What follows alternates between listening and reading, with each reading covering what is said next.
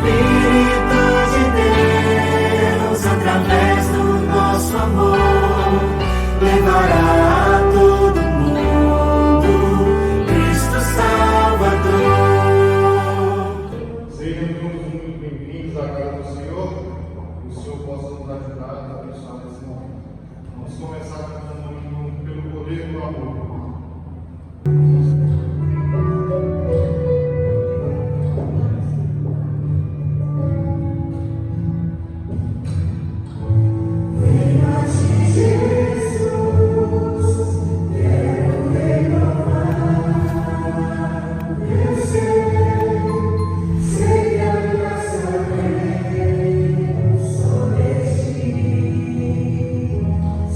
Senhor.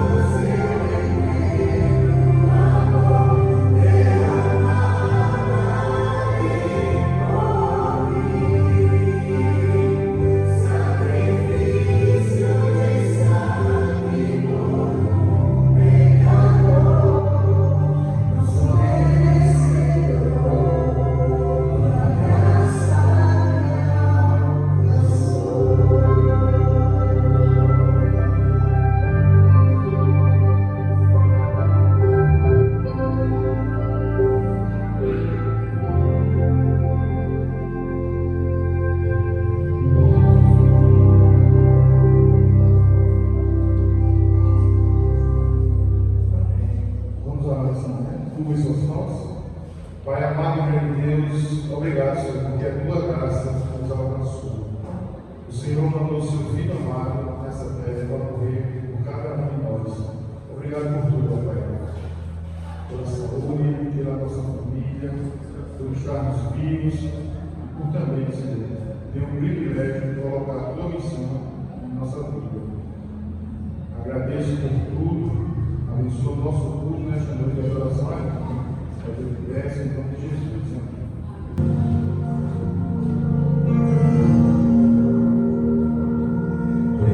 Preciso tanto de Ti, minha alma anseia a Tua presença, pois reconheço que eu nada sou sem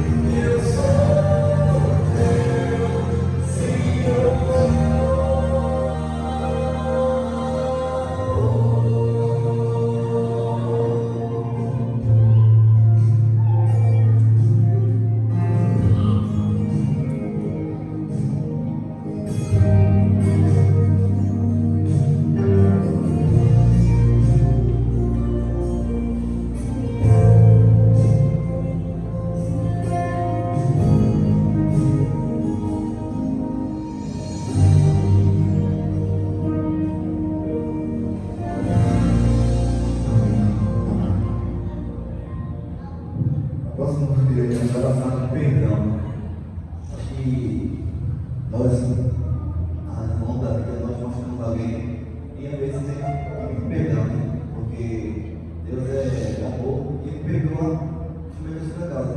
Nós continuamos a cada dia, a cada acordar, nós já pecamos. Então, nada melhor do que pedir perdão a Deus. Bota fogo. Bota fogo.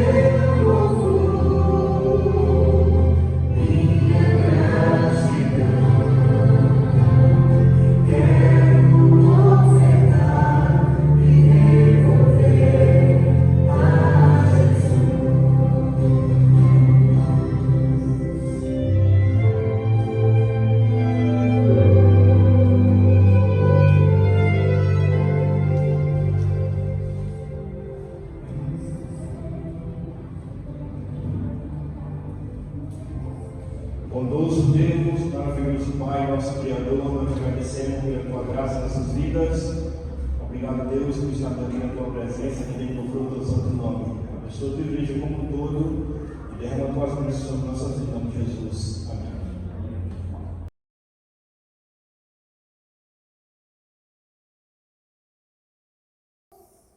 Evangelho de Lucas, capítulo 15.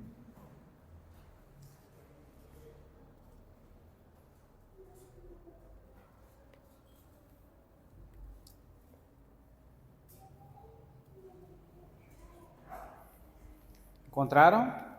Vamos orar? Bondoso Deus,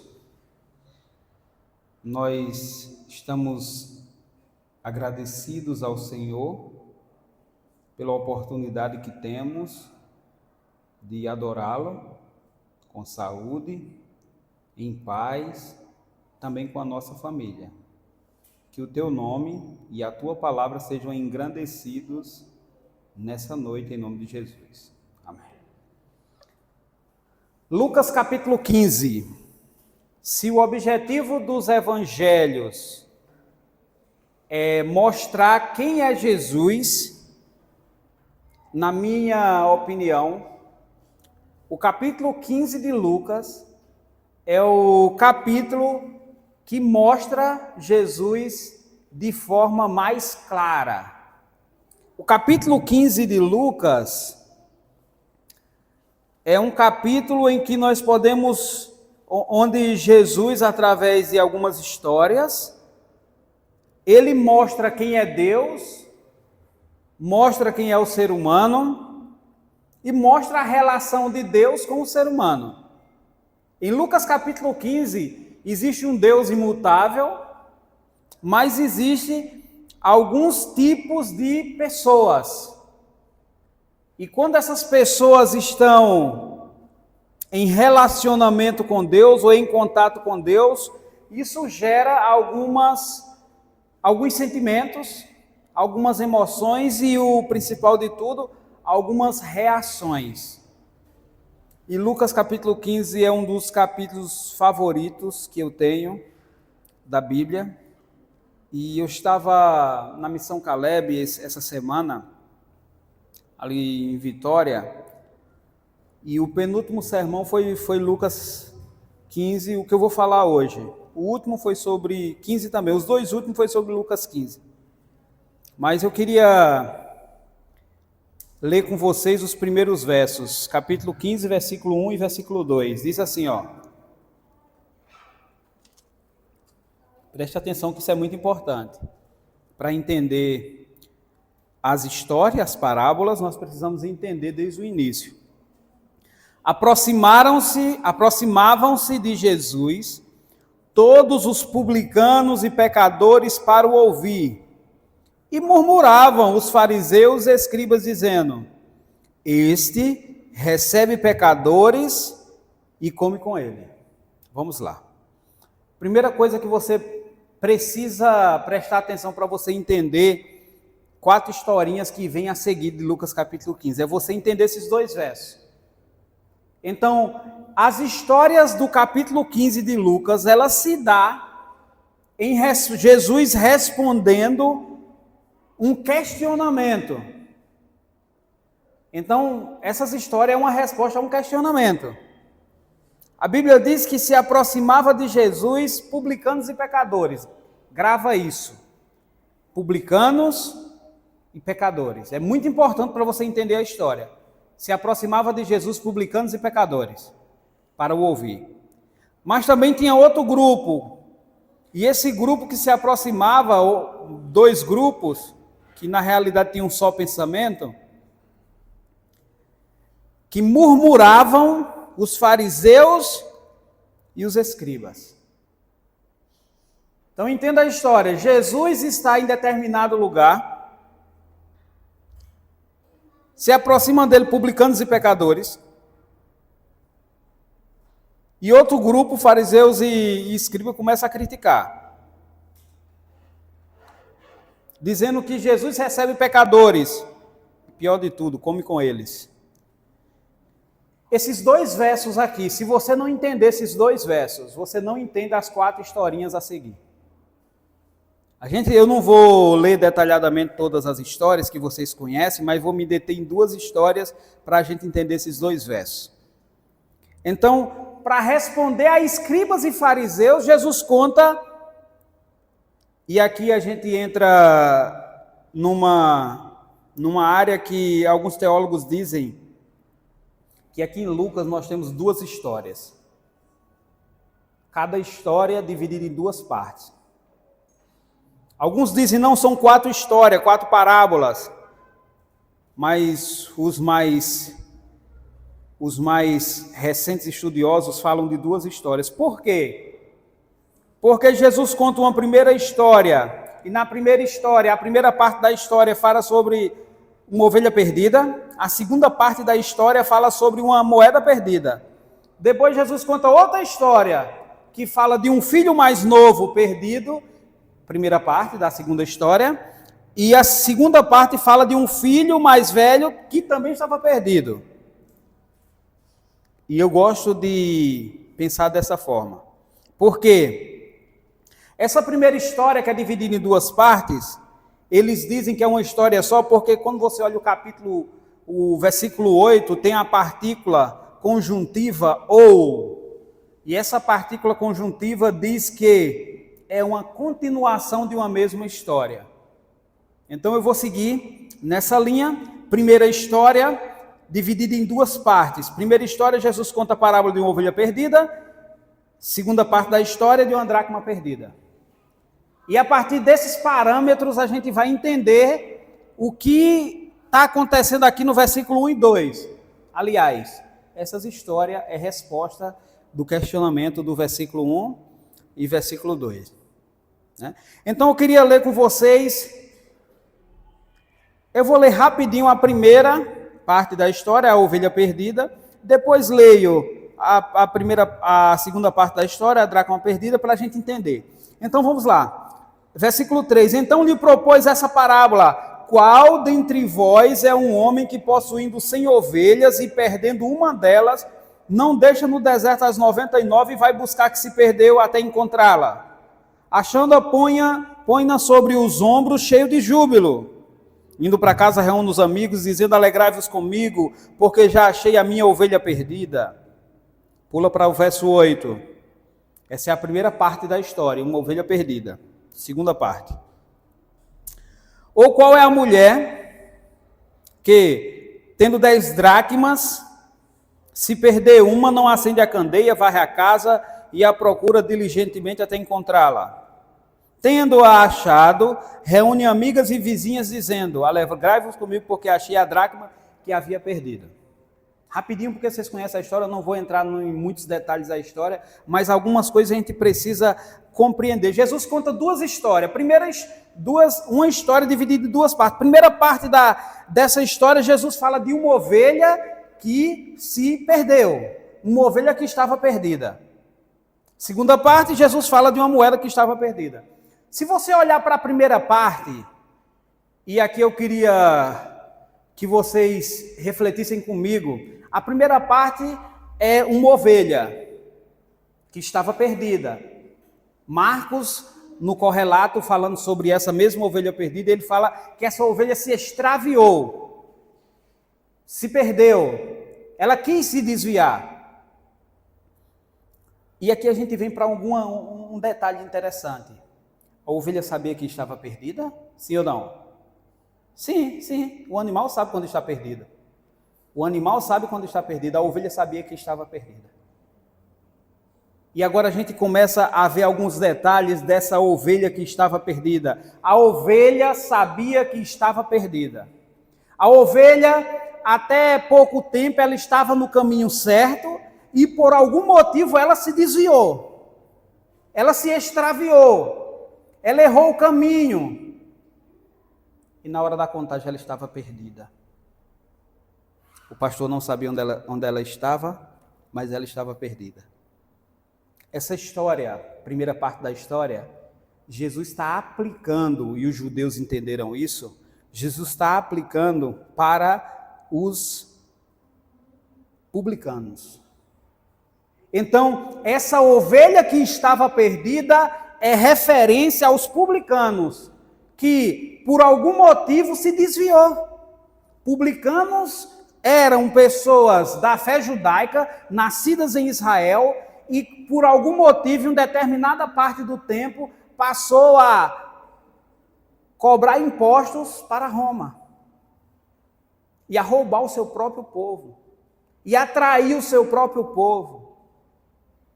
Então, quando Jesus fala a parábola da ovelha perdida, Jesus está dizendo, os publicanos são pessoas que começaram bem, mas por algum motivo se desviaram. Eles nasceram na fé israelita. Quando ficaram de maior, compraram o direito de serem cobradores de imposto de Roma, porque era um negócio muito rentável. E todos os publicanos que aparecem aqui nos evangelhos eram pessoas da alta sociedade, pessoas ricas, porque eles mexiam com dinheiro e roubavam muito. Alguns historiadores vão contar muitas histórias dos publicanos. Então Jesus ele está fazendo referência nessa primeira parte da história para os publicanos. Eles começaram bem, mas no correr do caminho se desviaram. Eram corruptos. Não permaneceram no caminho que eles deveriam seguir, preferiram ir para o lado de Roma, preferiram trabalhar para Roma, extorquindo o seu próprio povo. Alguns historiadores contam da história dos publicanos que alguns ficavam na entrada das cidades, cobrando imposto de quem entrava, imposto de mercadoria, e em algumas situações eles também ficavam na saída da cidade, porque as cidades naquele tempo eram cidades muradas, tinha uma entrada, uma saída. Então, às vezes, tinha um publicano na entrada, outro na saída. Se você entrasse, pagava imposto. Se saísse, pagava imposto. Se entrava com mercadoria, pagava imposto. Se saísse com mercadoria, pagava imposto. Não é de admirar que nós temos muitos impostos hoje. Eles também, o israelita vivia sob a opressão de muitos impostos. Só que era uma covardia o que os publicanos faziam. Eles se desviaram do caminho correto. Eram judeus, mas se desviaram. E Jesus disse assim, ó, essa ovelhinha aqui representa os publicanos, que começaram bem e por algum motivo se desviaram. Jesus conta a segunda parte da história, e a segunda parte da história tem a ver com moedas, dracmas. E as dracmas, segundo alguns recentes estudiosos, poderiam ser duas coisas. Podia ser um adereço de casamento, que era de um valor sentimental muito, e também um valor comercial muito grande. Poderia ser um desses adereços de casamento que a noiva usava no casamento. Era o símbolo da união, o símbolo do casamento. E agora ela perdeu. E você dizer, mas besteira, você que é casado, tenta perder a aliança. Depois tenta explicar para a mulher que tu perdeu a aliança.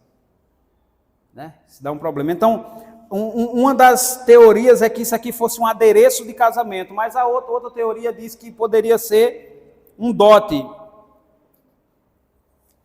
que a mulher recebia ao se casar, que servia como uma salvaguarda caso acontecesse alguma coisa com a sua família.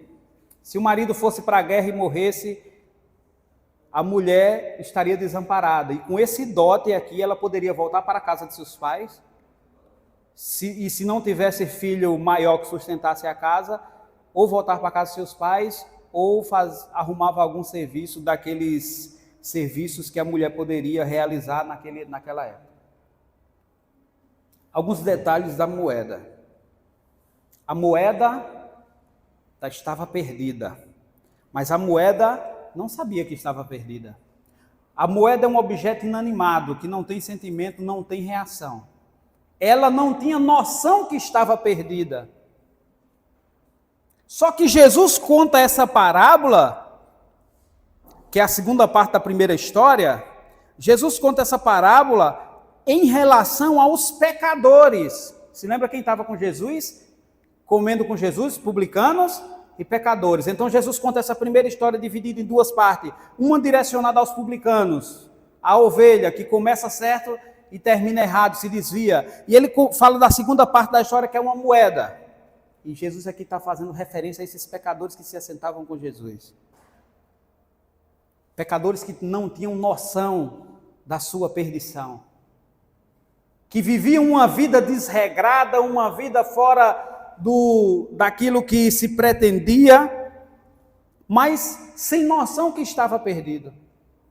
Sem noção de que aquilo que eles estavam fazendo tinha como destino a morte eterna.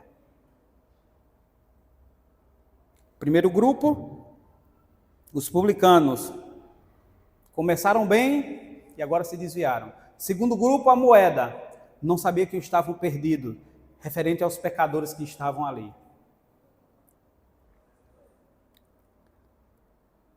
O interessante aqui é que na primeira história Deus é representado como pastor, ou o dono de ovelha que vai buscar essa ovelha.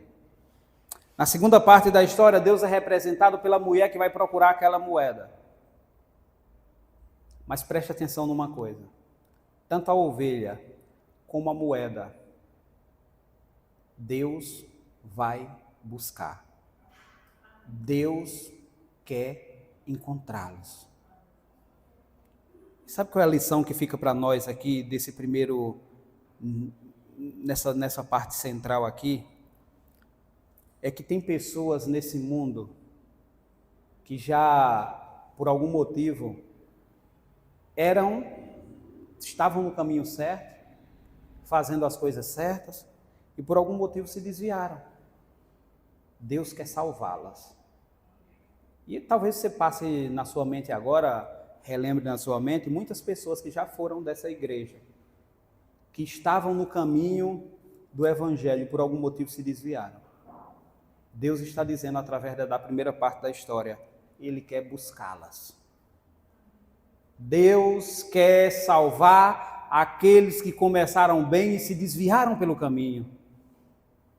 Deus está à busca daqueles que estavam na fé e por algum motivo se desviaram. Tem salvação para eles. Tem salvação para os ex-adventistas, para os ex-evangélicos, para aqueles que começaram bem e estão no caminho que não agrada muito a Deus. Tem salvação para eles. E deixa eu dizer uma coisa para vocês, esse grupo, eles sabem, têm noção de que eles estão perdidos, que precisam ser encontrados.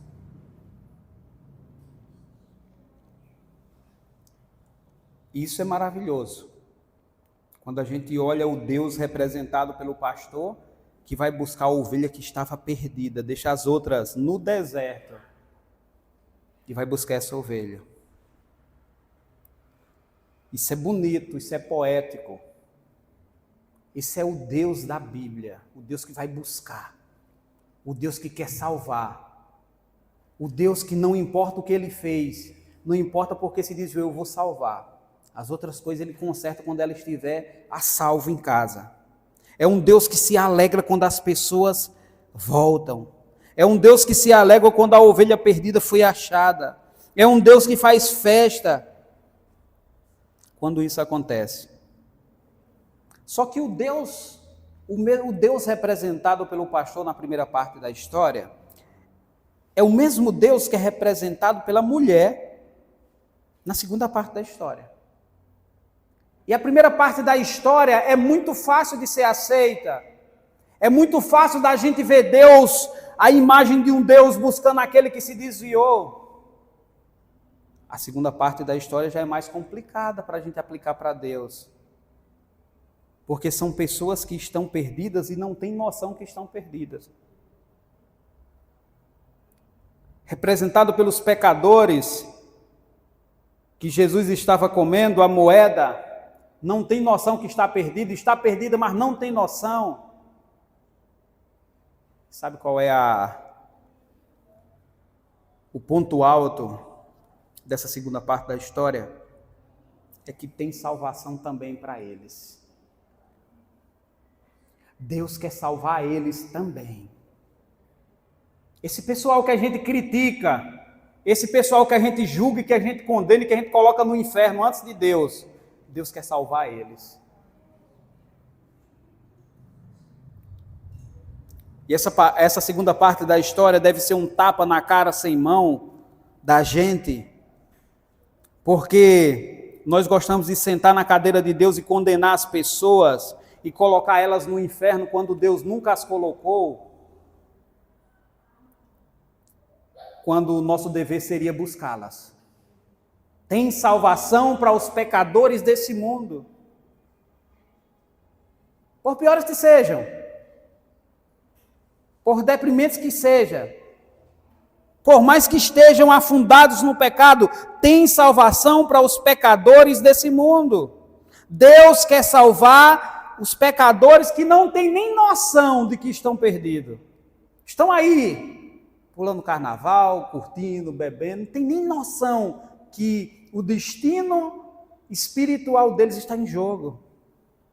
Não tem nem noção que daqui a pouco tempo vai acontecer alguns eventos, e em alguns desses eventos, se eles não voltarem para Deus, eles vão para o lago de fogo e enxofre. Eles nem têm noção disso.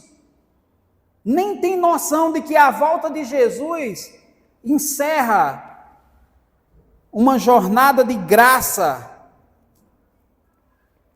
para eles. E a minha crítica com o mundo, o sistema religioso enquanto a gente condena, Deus quer salvar. É muito fácil condenar. É muito fácil subir aqui no púlpito, nas redes sociais e meter o pau nos pecadores, mas você está indo lá buscá-los como representantes de Deus, porque na segunda parte aqui da primeira história, Deus vai buscar essa moeda que estava perdida. Se você fizer uma conta lógica, a pessoa ainda tinha 9, perdeu uma, tinha 9. Se você olhar o valor comercial da moeda na época, tinha um certo valor, mas também 9 estava de bom tamanho. Mas Deus não se contenta com 9. Deus quer salvar os pecadores que estão perdidos. Tem muita gente perdida nessa cidade. Tem muita gente atolada no caminho, no rumo das drogas, da homossexualidade, da imoralidade, da devassidão, do crime. E sabe o que é que a gente faz? A gente vem para a igreja e a gente fica aqui tranquilo. A gente usa as redes sociais para atacar essas pessoas. A gente usa o púlpito da igreja só para condenar essas pessoas, mas a gente não está indo buscar. O Deus da primeira parte da história vai buscar a ovelha, o Deus da segunda parte da história vai buscar a moeda. E a gente? Quando Jesus conta essas duas histórias, Jesus está dizendo para os fariseus e publicanos, Jesus está dizendo, os publicanos precisam de salvação e eu quero salvá-los. Na segunda parte, Jesus está dizendo, os pecadores precisam de salvação e eu quero salvá-los. Só que o fariseu na história aqui é a igreja, representantes da igreja da época, que não é diferente hoje. Ao invés de ajudar, estavam condenando, murmurando, porque a salvação estava entrando em lugares que eles não queriam que entrasse. Será realmente que a gente quer que as pessoas do mal que vivem nessa cidade sejam salvas? Será se realmente a gente quer que a graça de Deus alcance essas pessoas? A gente não quer. A gente fala por falar, mas a gente não quer, porque se a gente quisesse, a gente gastaria mais tempo procurando maneiras de salvá-los e tirá-los desse mundo. Queridos, tem muita gente que a gente condena nesse mundo, que está perdendo suas vidas e sua salvação por conta da desorientação dessa sociedade e porque não tem essa graça, não tem ninguém que vai buscá-las. Não tem ninguém que vá buscá-las na sua perdição. Na parábola, Jesus apresenta um Deus como pastor, um Deus como uma mulher que vai buscá-lo. Só que se a gente aplicar essa parábola para nós hoje, nós somos representantes de Deus e deveríamos buscar o que estão perdidos. Para encerrar, não sei nem a hora que o telefone está ali.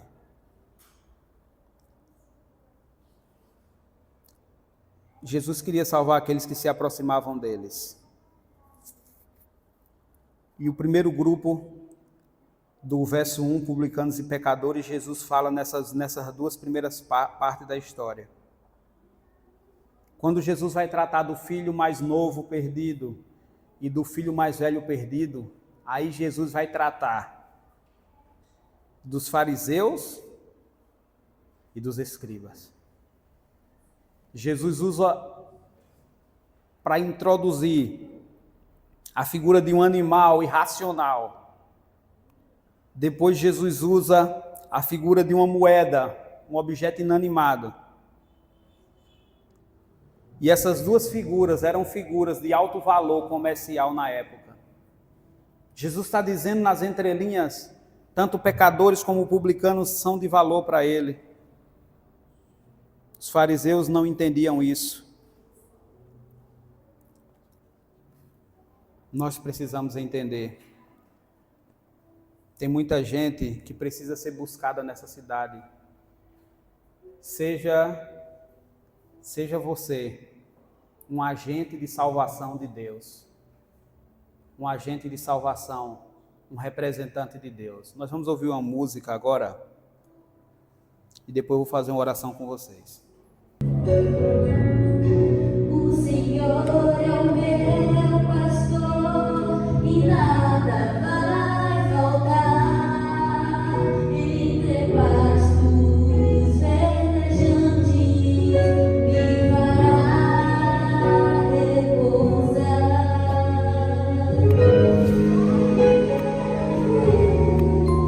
Não há quem possa me guiar.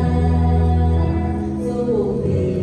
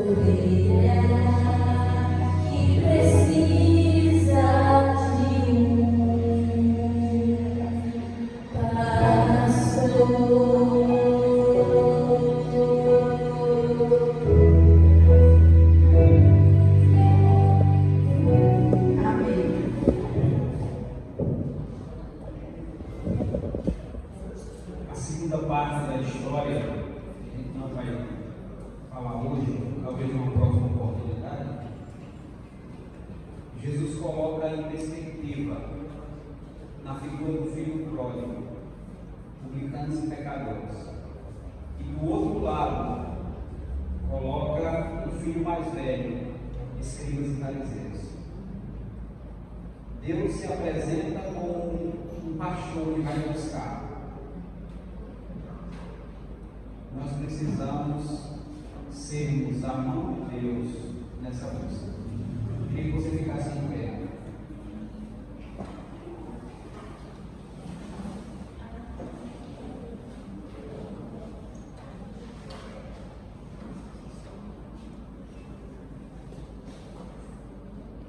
Maravilhoso Deus, que linda essa apresentação do Senhor em Lucas capítulo 15. Um Deus que vai buscar, um Deus que procura até encontrar, um Deus que não olha para o exterior, mas um Deus que quer salvar quem começou bem e está no caminho errado, e aqueles que nem têm noção de que estão no caminho errado, aqueles que querem viver a vida da própria maneira. Não é diferente, Senhor, na nossa sociedade hoje, na nossa cidade. Mas nós queremos, nessa noite, aprender com a Tua palavra, através de Lucas 15, que aqui nós não sejamos os fariseus e escribas, mas que nós sejamos o pastor e a mulher que vai buscar, vai procurar os que estão perdidos. Pedimos ao Senhor que, se for da Tua vontade, use aquilo que o Senhor nos deu, os dons, talentos e recursos, para que nós sejamos a Tua mão nessa cidade. Direciona-nos, ó Deus, não só para aqueles que são bonzinhos, aqueles que são moralmente corretos nessa cidade, mas nos ajuda, Senhor, a identificar e a buscar os pecadores dessa cidade, os piores pecadores, aqueles que a sociedade não dá nada, mas coloca logo isso no nosso coração, Senhor. Transforma logo no nosso coração. Mostra-nos através do Espírito Santo que eles têm valor para o Senhor. Talvez não tenham valor aos nossos olhos. Talvez a gente não queremos chegar perto deles. Mas transforma a nossa mente e nosso coração para entender o valor deles para o Senhor. E usa a gente.